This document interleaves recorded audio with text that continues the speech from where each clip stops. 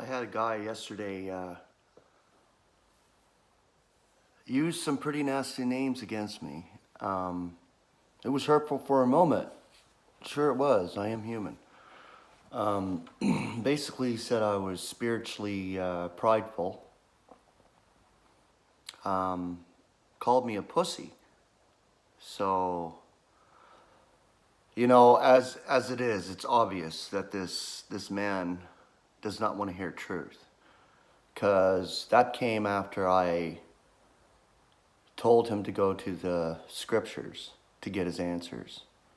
He basically had a map of consciousness that he was going by. Now this, I believe, was done by Dr. David R. Hawking. He's more or less a human philosopher. He does bring God in view there, but he does not use the scriptures as his backing or the word of God. Now, I believe when I said go to the scriptures, this is when he got irate and basically said that I knew everything and that I was spiritually prideful and different things. So it was a little bit hurtful. I can only pray for this man.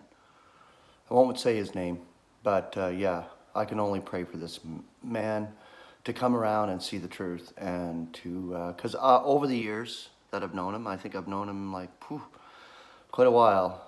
I've given him much when it comes to the Word of God and the spiritual things, but he still hasn't grasped it. He will sometime, but it's not now. So I will pray for this guy, for sure. Okay, so I'm going to continue on here with where I left off yesterday. Now the passage was Job chapter 26 verse 13. It concerns the adversary. It concerns the ruiner. It concerns how evil was introduced into the universe. Behold, I have created the artificer who is blowing into the fire of coal and brings forth an implement for his occupation. And I have created the ruiner to harm. Actually, this is Isaiah 54:16. Right, and the passage that I told you to look up yesterday, Job 26:13, is next. Travailed has his hand with the rebellious serpent.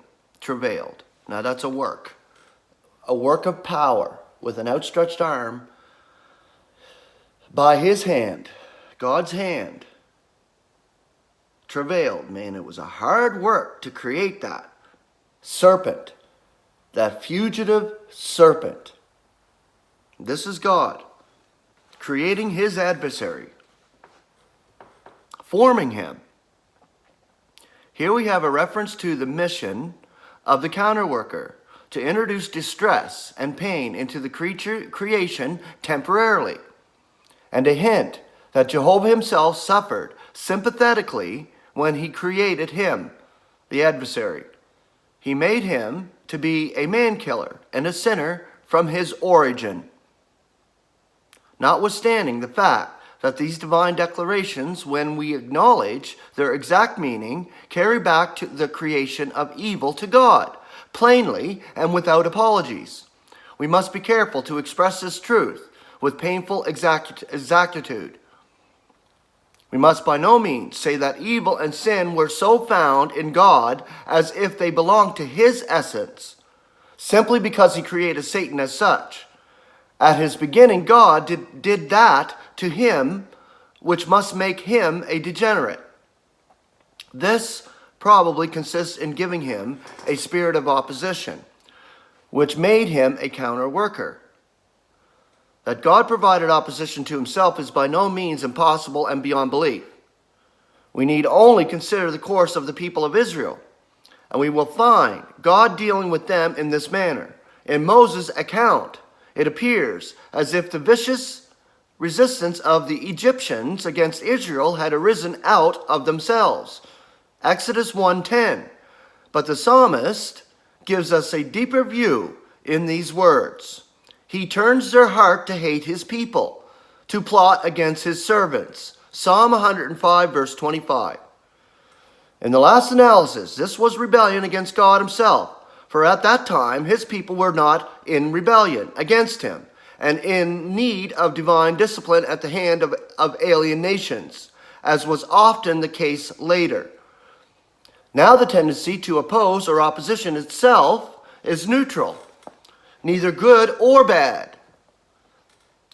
It is the mortal state of the object or being which it opposes that gives it a moral coloring, which is always in contrast to it. Opposition to evil is good. Reversed, it is a mistake when directed against good. So it is that the spirit of opposition planted in Satan is neither sin nor evil, only the preparation for its entrance. Not until he began to work where sin and evil introduced apart from God. His opposition was directed against God himself, so that he had to become the very opposite of what God is. Since God is love, life, and light, and he is just and true, Satan's opposition made him death, hate, and darkness, and he became unjust and false. And all these is just in such a way as was necessary to reflect the immeasurable greatness of God. Right, so the contrast is there. Huge. Were the evil in the world more mild and not so bad or fundamentally depraved, we would be inclined to think that God is not so perfect, and he really is. So the evil in all its fearful manifestations becomes the background for the revelation of God's goodness. God needed the dark foil for the exhibition of his grace, love, and wisdom. So without that dark background, how would you know God as being a loving God? Bottom line.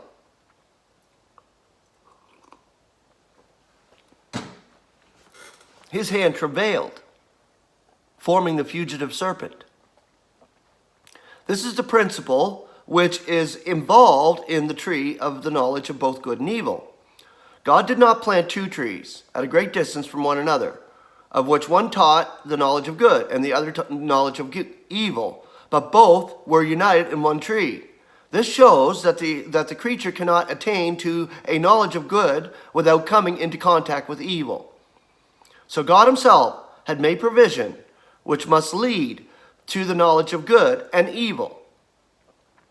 This is not a mere human opinion of the incident in the Garden of Eden. No, indeed, God wishes to be known as its originator when he says in the epistle to the Romans, "For God locks up all together in stubbornness, that he should be merciful to all." Romans 11:32. God does this. He locks up all in stubbornness together so that he may be merciful to all. This is God's working with evil on purpose. He's working.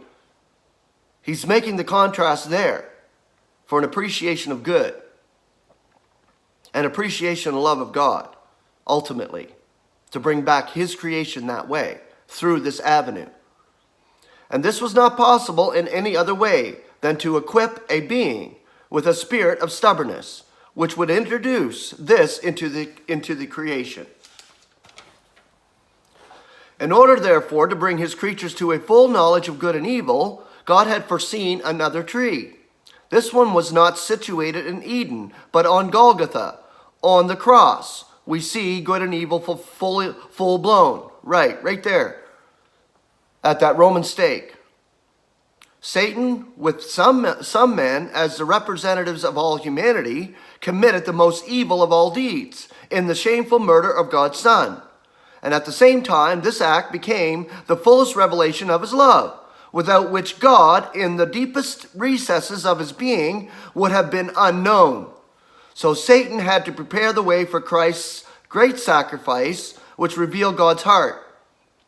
It was a strong desire of God for mutual and grateful affection that demanded a lost creation in order to draw it back again and bind it to himself with the unbreakable bands of his eternal love. Even if the creation suffered temporarily in distress, that alone will enable it to enter into his incorruptible glory.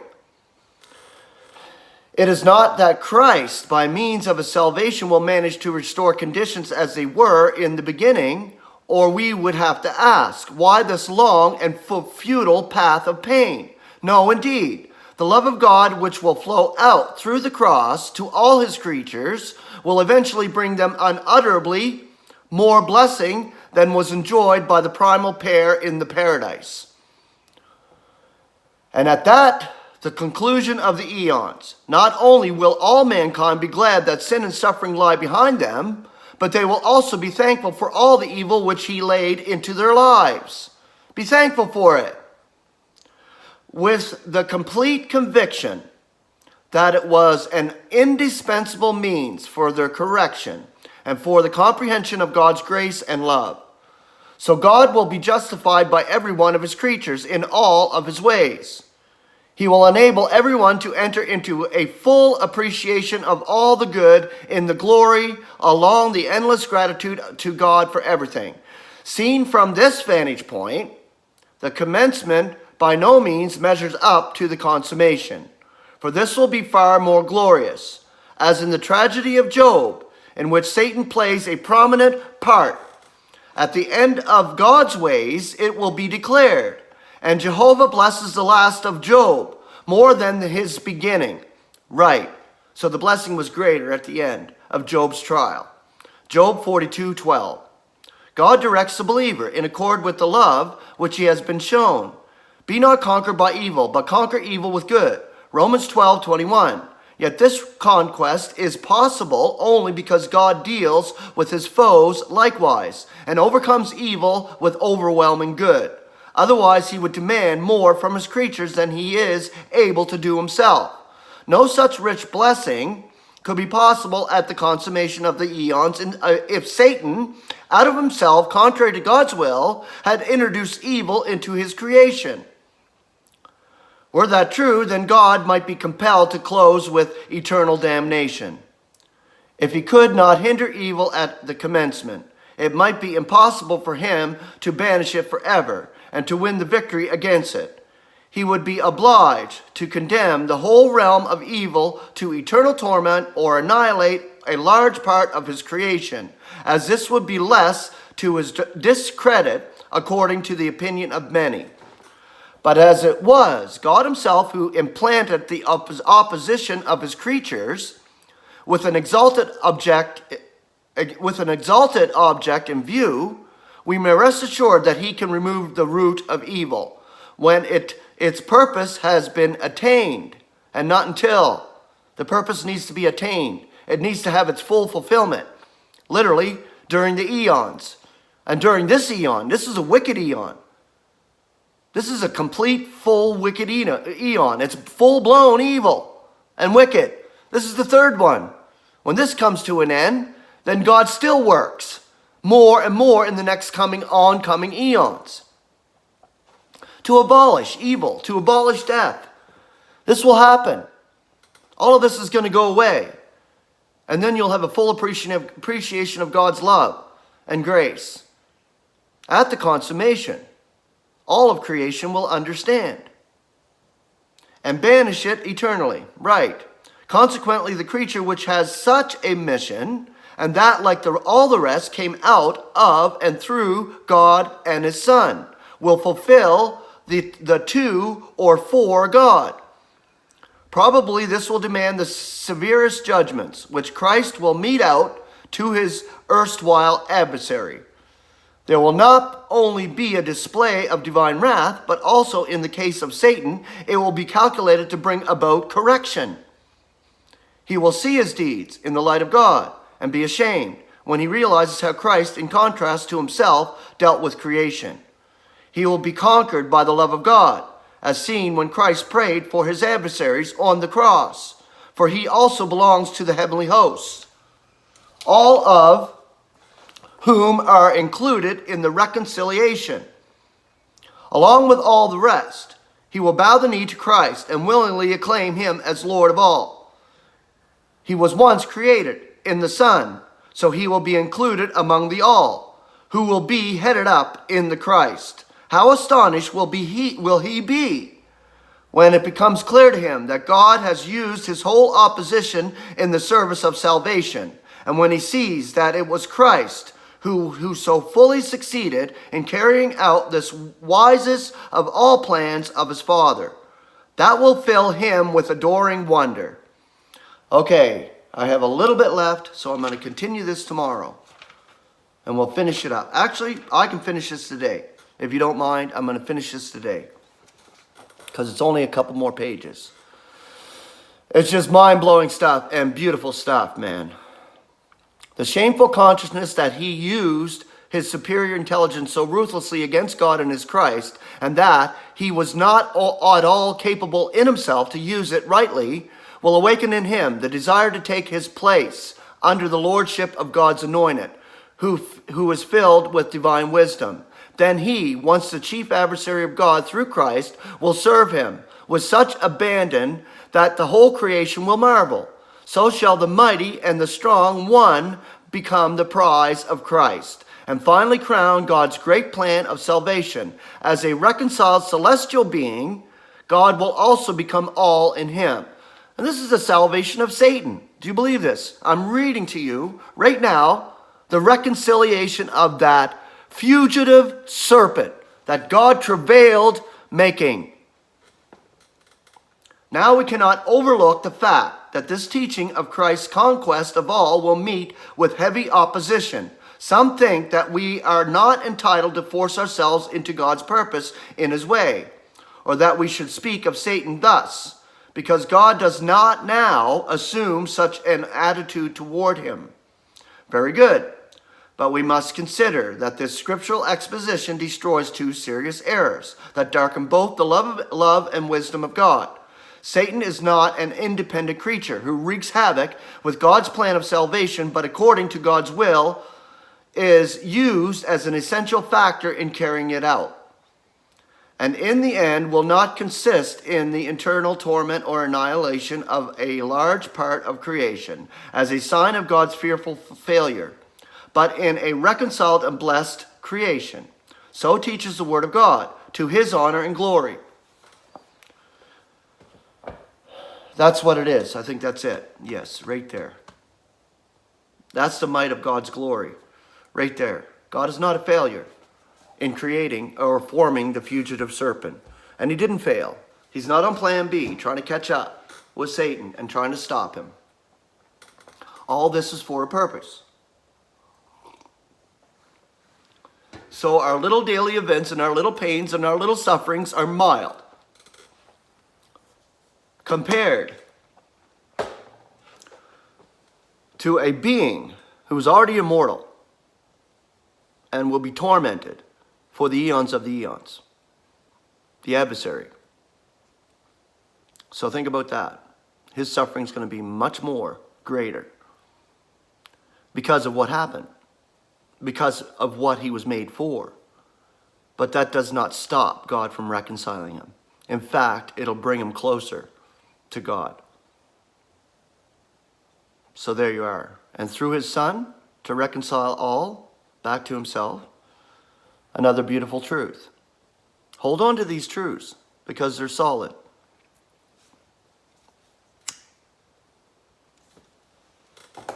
So yes, God will reconcile his adversary, his number one adversary and opposition. In the adversary, he will do this. I love you all. Have a wonderful day.